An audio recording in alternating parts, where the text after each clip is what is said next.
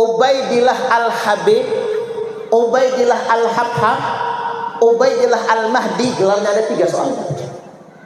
Ini ngaku-ngaku anak putune Kanjeng Nabi.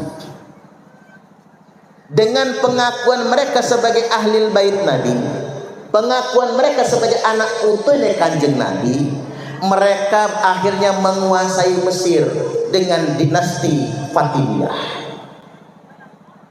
Nah, kemudian Tuan Syekh Abdul Qadir Al-Jailani menolak pengakuan itu. Syekh Abdul Qadir Jailani ashhar min al-faqih fi dunya. Syekh Abdul Qadir Jailani lebih masyhur, lebih terkenal daripada Faqih Muqaddam di dunia.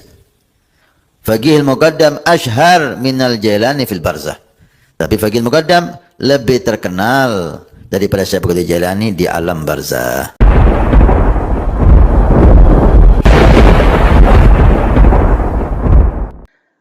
Tahukah Anda mengapa Ba'lawi terkesan dalam tanda kutip sepertinya sinis dengan Tuan Syekh Abdul Qadir Al-Jailani?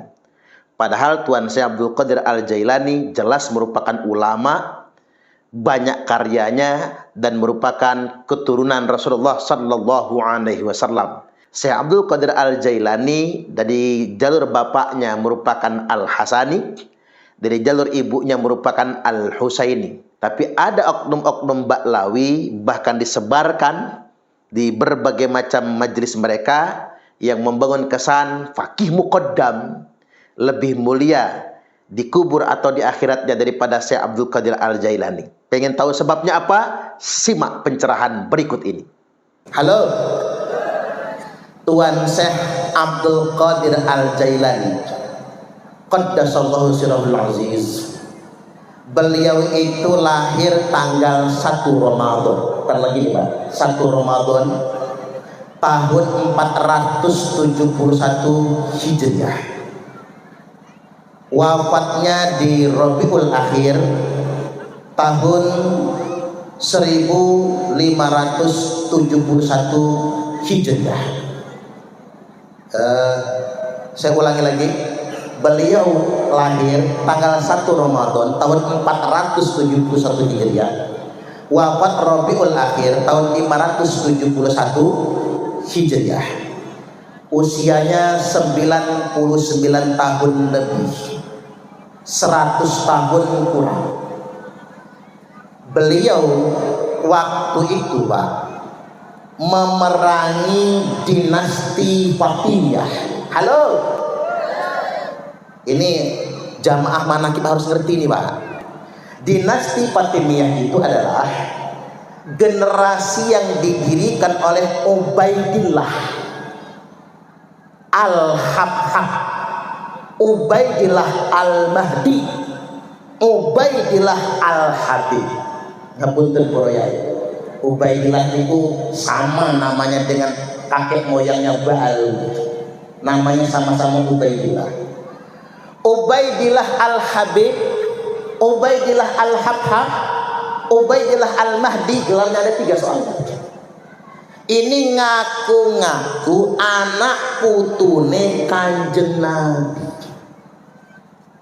Dengan pengakuan mereka sebagai ahlil bait Nabi, pengakuan mereka sebagai anak putune Kanjeng Nabi, mereka akhirnya menguasai Mesir dengan dinasti Fatimiyah. Nah, kemudian Tuan Syekh Abdul Qadir Al-Jailani menolak pengakuan itu. Maka beliau menegaskan dinasti Fatimiyah Ubaidillah Al-Habib bukan anak putune Kanjeng Nabi. Setelah diteliti Bapak Ibu, ternyata aslinya mereka ini etnis Yahudi. Jadi jangan kaget sekarang Pak. Ubaidillah orang tuanya Ba'ali yang di Indonesia ini ngaku sebutannya Habib, ngaku keturunan Nabi, ternyata dibongkar oleh Kiai Imam mereka bukan keturunan Nabi. Mereka aslinya Yahudi Askenaz. pernah terjadi. Ini cuman ngulang sejarah. Cuman bukan di Indonesia Bapak Ibu. Mereka ngaku-ngakunya di Mesir dan menguasai Mesir 271 tahun lamanya. 271 tahun menguasai Mesir. Maka dengan fatwa Syekh Abdul Qadir Al-Jailani, Khalifah Salahuddin Al-Ayyubi, Sultan Salahuddin Al-Ayyubi memerangi dinasti Fatimiyah dan kemudian hancur 3 tahun setelah wafatnya Tuan Syekh Abdul Qadir Al-Jailani. Jadi jamaah manaqib harus tahu, dulu beliau memerangi kelompok yang ngaku-ngaku ahlul bait Nabi, ngaku-ngaku anak putune Kanjeng Nabi. Nah hari ini kok bisa terulang ya Pak? Di Indonesia tiba-tiba ada sekelompok orang yang ngaku-ngaku sebagai anak keturunan Nabi. Ini sudah disinyalir oleh Kanjeng Nabi. Beliau bersabda, "Tsumma fitnatus sarra." Kemudian muncul fitnah sarra, fitnah di zaman kemerdekaan, di zaman ketenangan, ya zaman sekarang ini. Dakhanuha min tahti qodama rajulin min ahli baiti, di mana fitnah itu akan keluar dari bawah 2 telapak kaki laki-laki yang ngaku-ngaku anak keturunanku, ngaku-ngaku ahlul baitku, yaz'umu annahu minni wa laysa minni. Dia ngaku-ngaku anak keturunanku padahal dia bukan anak keturunanku. Halo. Jadi kita jadi paham Pak, kok di Indonesia banyak yang ngaku-ngaku anak putune Kanjeng Nabi ya, padahal bukan. Jadi paham, hadisnya jelas, sejarah berulang. Saya sepakat Bapak Ibu, yang punya sanad nasab kepada Nabi itu justru Wali Songo. Nah, sekarang kita buktikan. Pesantren tertua di Indonesia itu pesantren Somlangu, pesantren Al-Kahfi Somlangu, Kebumen, Jawa Tengah. Ada yang alumni sana Pak? Atau dari sana? Itu didirikan oleh Sayyid Abdul Kahfi. Sayyid Abdul Kahfi itu Bapak Ibu nasabnya sambung ke Syekh Abdul Qadir Al-Jailani. Pesantren tertua se-Asia Tenggara. Jangan se-Asia ya Pak, karena ada Arab soalnya, ada Mekah. Pesantren tertua se-Asia Tenggara itu Al-Kahfi Somlangu, Kebumen. Makanya kapan-kapan kita ke sana ziarah, yang alumni sana ajak masyarakat, nih pesantren tertua se-Asia Tenggara. Itu asli durian Tuan Syekh Abdul Qadir Jilani. Jadi jalur bapaknya Al-Hasani, jalur ibunya Al-Husaini. Jelas Bapak Ibu, enggak ngaku-ngaku. Lanjut yang kedua, Pondok Pesantren Sidogiri. Pondok Pesantren Sidogiri salah satu pondok pesantren tertua di Indonesia. Didirikan oleh Sayyid Sulaiman bin Abdul Qadir. Jadi saya ingin sampaikan Pak, karena Sayyid Sulaiman itu dihadirkan Pak. Coba jenengan baca buku-buku nasab palsu. Sayyid Sulaiman yang masih sederetnya Kiai Maulana Malik Ibrahim. Sayyid Sulaiman itu Bapak Ibu, itu disebut Sayyid Sulaiman bin Abdurrahman Basaiban. Jadi dibaalkan, diamankan Pak. Padahal Sayyid Sulaiman bukan bin Abdurrahman Basaiban, tapi Sayyid Sulaiman bin Abdurrahman Abdul Qadir, asli keturunan Tuan Syekh Abdul Qadir Al-Jailani. Dan sudah diisbat, bukan katanya loh Pak, Sidogiri kali Somlangu sudah diisbat di 5 nakobah internasional, di antaranya Maroko. Diisbat dari Al-Hasani, keturunan Imam Hasan, dan sudah tes DNA J1 semua. Sedangkan mereka yang ngaku-ngaku anak cucu Nabi itu hampir grupnya gay. Halo? Nah, maksud saya begitu. Sekilas saja itu ya, agak seriusan dikit ya. Nyerempet. Kan ibu-ibu kan megang Android ya. Kadang-kadang lihat ngomongin apa masak di YouTube gitu ya. Nah, kurang lebih penjelasan begitu. Sederhananya begini, hati-hati, selamatkan kita dengan ilmu. Kalau ada orang yang ngaku-ngaku sebagai anak cucu Nabi, Ahlul Bait Nabi, tanda sudah akhir zaman. Imam Mahdi akan segera muncul. Jadi tanda-tanda Imam Mahdi akan segera muncul. Banyak yang ngaku-ngaku anak putu Kanjeng Nabi. Al-Mahdiyu minna. Al-Mahdi itu keturunan kami, kata Nabi. Ahlul Bait, dia merupakan Ahlul Bait. Al-Mahdiyu min itrati. Imam Mahdi itu kata Kanjeng Nabi keturunanku. Min waladi Fatimah, dari keturunan Fatimah. Ismuhu ismi wa ismu abihi isma abi. Namanya persis dengan namaku dan nama bapaknya persis dengan nama bapakku. Berarti Imam Mahdi bernama Muhammad bin Abdullah. Beliau besarnya di Madinah. Nah, berarti kalau di gedung Aji udah salah tuh ya. Beliau besarnya di Madinah, dekat pohon korma, bukan pohon sawit sama karet, jauh lagi. Dan beliau setelah dewasa akan ke Mekah, mengalahkan Raja Arab, lalu dibaiat di Ka'bah, lalu memimpin pasukan umat Islam mengalahkan Israel. Makanya Bapak Ibu harus tahu, Israel itu tidak mungkin kalah. 21 negara Arab nyerang Israel, kalah semua negara Arab. Turki nyerah, Mesir nyerah, Arab nyerah. Karena ngapa? Israel gak mungkin kalah. Yang bisa mengalahkan Israel hanya pasukan Imam Mahdi.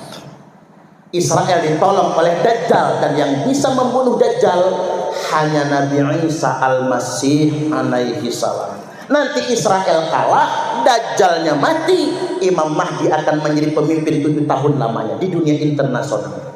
Setelah Imam Mahdi wafat, digantikan oleh Nabi Isa. Nabi Isa akan memimpin 40 tahun lamanya, beliau akan menikah.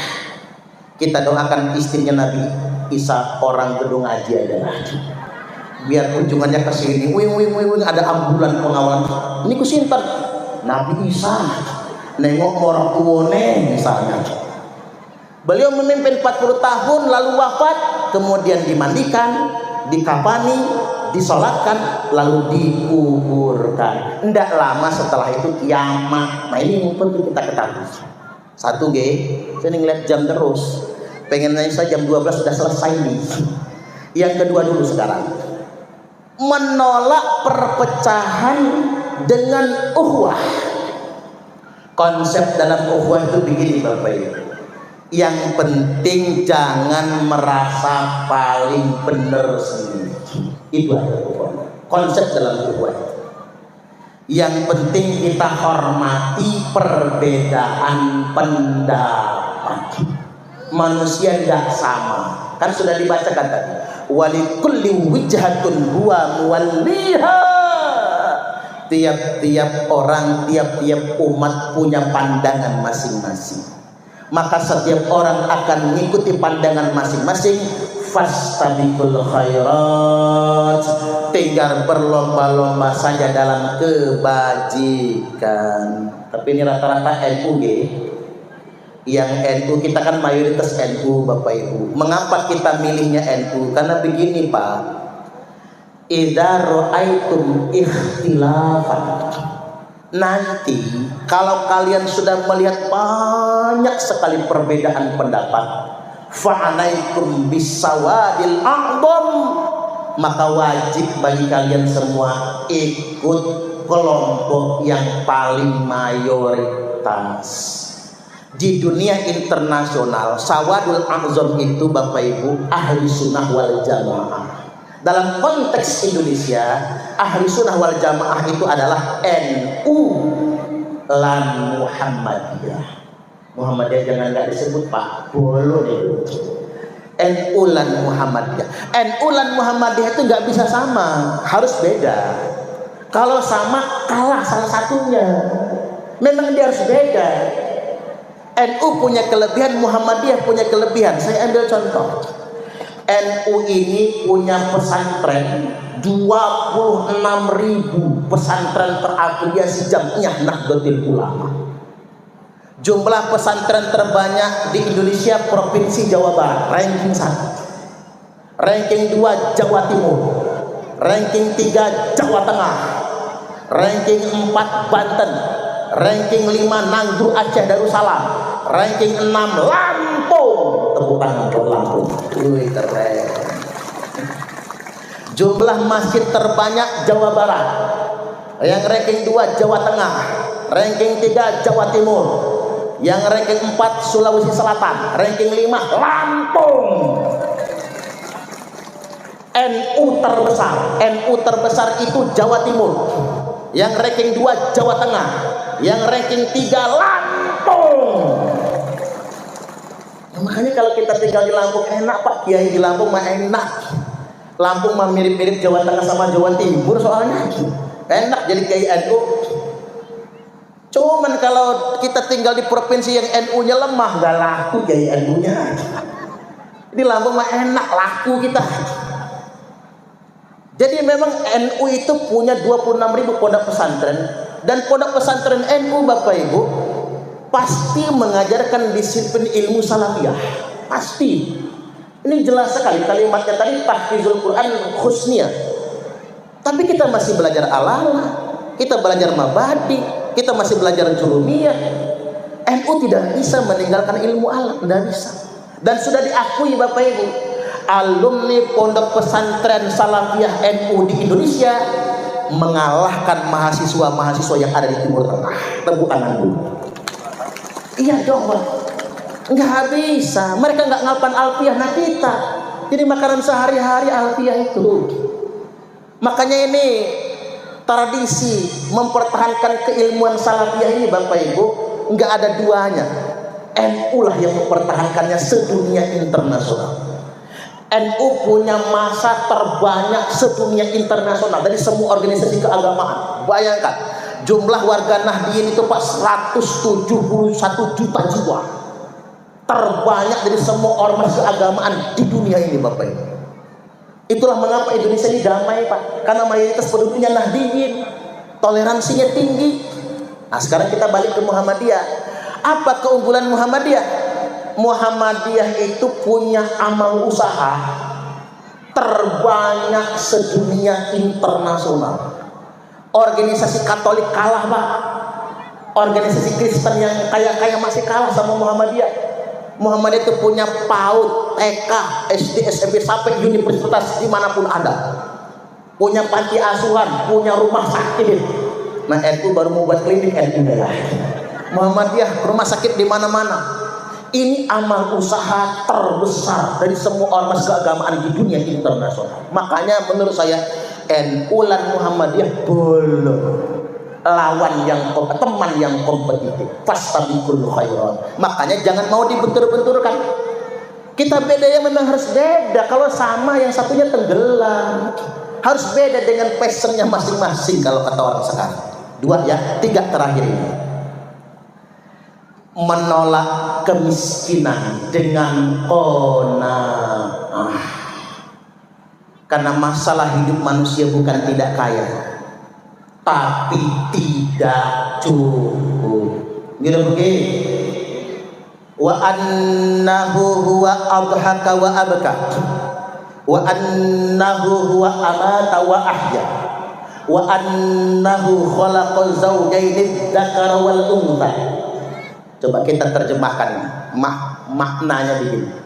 Sesungguhnya dialah Allah yang menciptakan tawa dan tangis. Ingat Bu,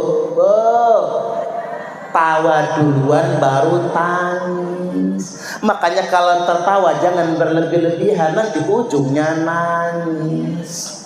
Pasangan ketawa, pasangannya tangis. Tertawalah secukupnya, menangislah sekedarnya. Wa annahu huwa amata wa ahya. Dan Allah yang menciptakan mati dan hidup. Mati dulu kita baru hidup. Maka awal kehidupan adalah kematian, akhir kehidupan adalah hidup kekal abadi selama-lamanya. Wa annahu khalaqa zawjaini dzakara wal untha. Lalu Allah menciptakan manusia laki-laki dan perempuan. Coba diulang.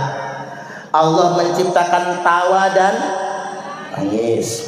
Allah menciptakan mati dan hidup. Allah menciptakan laki-laki dan perempuan. Allah menciptakan kaya dan salah. Al-Quran menyebutkan wa annahu huwa aghna wa aqna. Sesungguhnya Allah menciptakan kaya dan cukup, bukan miskin. Masalah hidup manusia bukan tidak kaya, tapi tidak cukup. Halo, ini jamaah dzikir manakib, yuk kita belajar cukup.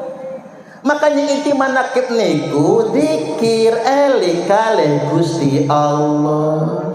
Tukang parkir ngombe dawet, ojo dipikir maraimu. Daripada mikir, yuk kita zikir. Betapa banyak masalah hidup ini Pak, nggak bisa dipikir lagi. Kalau dipikir malah stres. Oke, masalah jangan dipikir, yang penting kita zikir. Itu maksudnya. Kita zikir, ingat kepada Allah Subhanahu wa ta'ala. Dan mari kita semua bermental kaya. Betapa banyak orang yang kelihatannya kaya harta tapi miskin rasa. Tidak sedikit orang yang kelihatannya miskin harta tapi kaya rasa. Kaya itu bukan soal harta, tapi kaya itu soal rasa. Bukan kaya yang membuat Anda jadi bahagia, tapi rasa bahagia yang menjadikan Anda kaya. Bukan kaya yang membuat Anda bersyukur, tapi bersyukurlah yang menjadikan Anda kaya. Halo, ini penting untuk saya ingatkan Bapak Ibu, karena nasihat Tuan Syekh Abdul Qadir Al-Jilani, sesuap nasi yang engkau masukkan ke dalam perut orang yang lapar itu lebih baik daripada membangun 1000 masjid jami. Berhentilah dulu ya Pak, orang Islam kebongkar pasang masjid. Perhatikan dulu tetangga-tetangga masjid banyak yang gak mampu. Orang kaya bolak-balik umroh dengan alasan rindu rumah Allah. Padahal Allah lebih rindu dengan orang kaya yang berbagi dengan fakir miskin. Cocok apa cocok? Tak ulang ya, rumah masing sugi-sugi. Orang kaya bolak-balik umroh dengan alasan rindu rumah Allah. Padahal Allah lebih rindu dengan orang kaya yang berbagi dengan fakir miskin. Daripada bolak-balik umroh, Bu, mending duitnya bagiin dulu ke tetangga sekitar. Cocok atau cocok? Kita berbagi dengan sesama kita. Boleh sering-sering umroh, tapi jangan keseringan. Kepedulian kepada sesama juga penting bagi kita.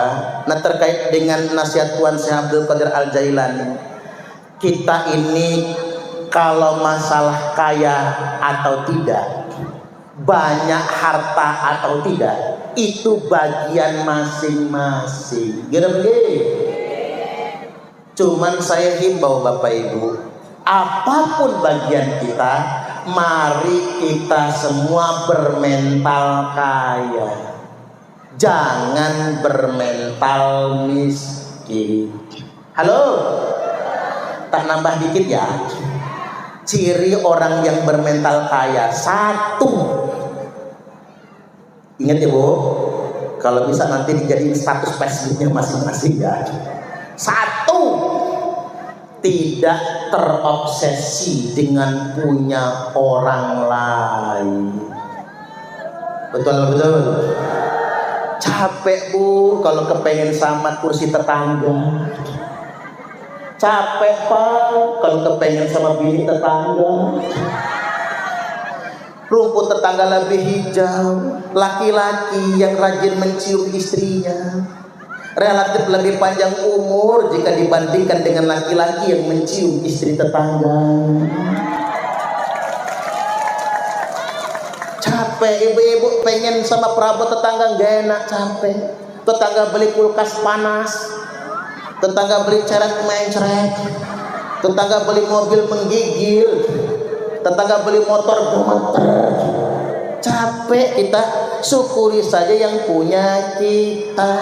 Ini yang pertama. Yang kedua, hidup ini tengok ke bawah, jangan mendongak ke atas. Unzuru ila man asfala minkum. Saya ulangi, unzuru ila man huwa asfala minkum. Lihatlah orang-orang yang jauh di bawah kalian. Wala tanzuru ila man huwa fawqakum. Dan jangan lihat orang yang ada di atas kalian. Kalau kata ibu saya, cuman ibu saya ini nggak bisa bahasa Indonesia, bisanya bahasa Inggris. Kata ibu saya, halah kinai aban di pucuk, tundoi saja baik keting. Ini bahasa Inggris king student. King itu raja, itu batu-batu raja. Kalau nikah Pak asmaune Suparman, namun senes tiang Jawi Pak. Kalau niki bapak kulo asline Komring. Jadi sekelik sama Pak Lurah itu sekelik. Bapak kulo niku Lampung Bapak Ibu. Mama kulo niku Ogan. Lo kok bisa namanya Suparman? Karena lahirnya bulan Sapar. Makanya Suparman. Sakjane orang Lampung kalau lahir bulan Sapar namanya Saparudin. Tapi Saparudin di kampung saya ketangkep maling ayam. Nggak jadi namanya Saparudin, makanya jadinya Suparman. Itulah ceritanya. Kata ibu saya, halah kinai aban di pucuk, tundoi saja baik keting. Jangan lihat awan di atas, nunduk saja ke jempol kaki. Ame dihisare nak lama dihisare. Nek dewe melarat le, wis ket mbiyen yo melarat, kata jarine mama. Kalau kita susah nak, sudah dari dulu kita susah, nggak tumben jadi orang susah. Ayo kita lihat ke bawah, betapa banyak orang yang hidupnya lebih berat daripada kita, tapi mereka tidak pernah berisi. Gini. 2, 3. Ciri orang kaya itu nggak flexing. Apa itu flexing? Nggak pamer. Duit ya duitmu, kaya ya kayamu, tapi mbok ya jangan pamer. Ada artis bu beli tas harganya 3 miliar, mahal. Isi tasnya aja cuma minyak telur. Paling banter yo iPhone. Ada artis Pak beli bathtub, tahu bathtub bak mandi 3 miliar.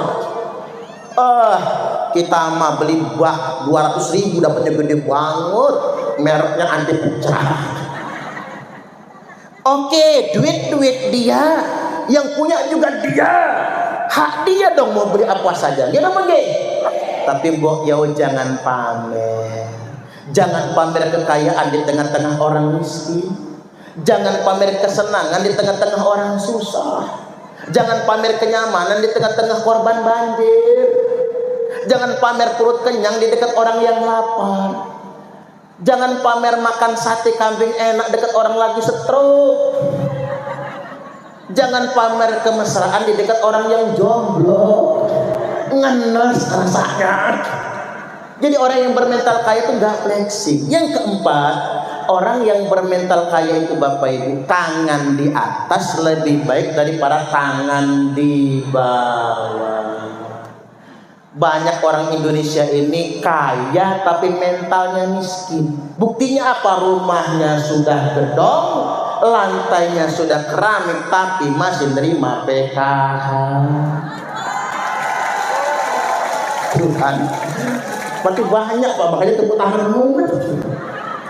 Mental miskin, lagunya kayak sosialita, mukanya glowing skincare.